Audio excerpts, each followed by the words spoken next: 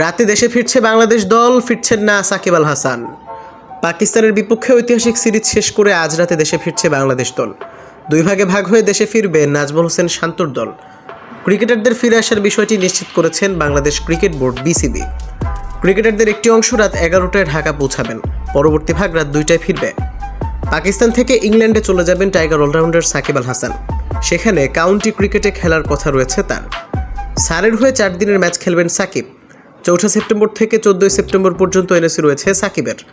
গত নির্বাচনে সংসদ সদস্য হয়েছিলেন সাকিব।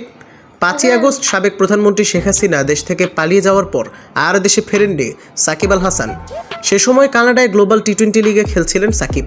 তার বিরুদ্ধে রাজধানী ঢাকার আদাবর থানায় হত্যা মামলা করা হয়েছে। কবে দেশে ফিরবেন সাকিব তা কমেন্টে জানাতে পারেন।